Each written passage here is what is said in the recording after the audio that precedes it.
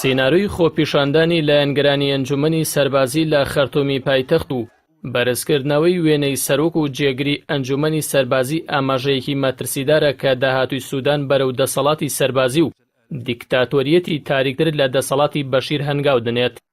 ئەوانەی ڕۆژی شەمەی یەکی حوزەیران لە پایتەختی سوودان بۆ پشتیوانی ئەنجومەنی سەربازی خۆپیشاندانیان کرد لە گوندەکان و شوێنە دوورەکانەوە هێنرابوون بۆ ناو خەرتوم و لەلایەن ئەنجومەنەوە پاس و ئۆتۆمبیلی تایبەتیان بۆ دابین کرابوو. ئەوەش کە سەرنجڕاکێش بوو چاپکردنی وێنەکانی بورهان و حەمدیتی بوو کە هەمان وێنەکانی عەبدولفەتاح سیسی لە میسر بیر دەخستەوە کە لە دوای کودەتا لەلایەن کودەتاچیەکانەوە لە هەموو شوێنێ بەرز دەکرانەوە. تەنانەت نووسینەکانیش لە کۆپی نووسینەکانی میسر دەچوون. بۆ نمونە حەمدیتی لە ناودڵماندایە و نوێنەرمانە، ئەی بورهان دەست کراوەمان کردی، تۆمان وەکو سەرۆک دەوێت.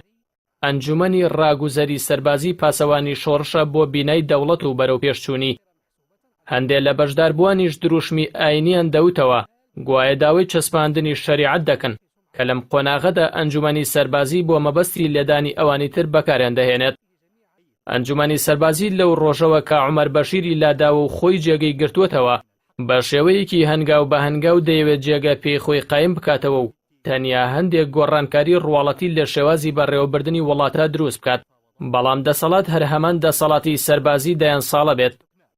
ئەمە لەلایەک خواستی ژەنەراڵەکانی سوپای سوودان دابین دەکات و لەلایەکی تریش خواستی تەوەرەی دژە ئازادی و دیموکراسی عەرەبیە کە سعودی و ئیمارات و میسر دەیانەوێت و ڕێبەری دەکەن.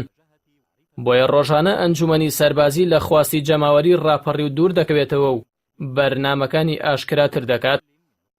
فەریق موحەممەد حەمدان لە نوێترین لێدوانی لە بەردەم لایەنگرانیدا ڕایگەیاند پێکهێنانی حکوومەتی مەدەنی لەم کاتەدا جۆرێکە لە ئاژاوە. ئێمەش هەر ئاژاوەیەک بە یاسا کۆتایی پێدەهێنین. ئەمەش هەڕەشەیەکی ئاشکرایە لە مانگرتووانی ئەو وڵاتە بۆ سەرکوتکردنیان. کۆمەڵی پیشەگەرانی سوودان ڕاگەیاندراوێکیان بڵاو کردەوە کە ئاماژە بەوە دەدات ئەوەی ڕوو دەدات لە تاقەکردن و کوشتنی لاوانی مانگرت و بەرتەسەکردنەوەی گۆڕەپانی مانگرتن و گۆشار بۆ سەرمیدیا کارێکی بەرنامە بۆ داڕێژراوی ئەنجومەنی سەربازیە بۆ لێدانی مانگرتووان. ئەوەش تا ئێستا بە دیالۆگ بەڕێیان کردووە، تەنیا مانۆڕی سیاسیە و بۆ کات کوشتن کردویانە. هاوپەیمانی هێزەکانی ئازادی و گۆڕان ئەو هێرشکردنە بەردەوامی سەر گۆڕەپانی مانگرتن لە بەردەمی هێزە چەکدارەکاندا لە خۆرتومی پایتەخت بە ئامادەکاری لە قەڵەم دەدات بۆ هێرشکردنە سەر مانگرتووان. لەو بارەیەشەوە فەرماندەی هێزەکانی پایتەخت مانگرتنی بەردەم هێزە چەکدارەکانی بە مەترسی بۆ سەر ئاسایشی وڵات ناوبرد. لە دوای گەشتەکانی فەریق موحەممەد حەمدان بۆ سعودی و ئیمارات و سەردانی فەریق عەبدولفەتاح بورهان بۆ ئیمارات و سعودیە، یەکەمین هەنگاوی ئەنجومەنی سەربازی داخستنی نووسنگەی تۆڕی میدیایی جەزیرە بوو. دووەمین هەنگاویش بانگێشکردنەوەی باڵۆزی سوودان بوو لە قەتەر بۆ ڕاوێژ کە لە نەریتی دیبلۆماسیدا سەرەتایەکە بۆ دابڕانی پەیوەندیەکان.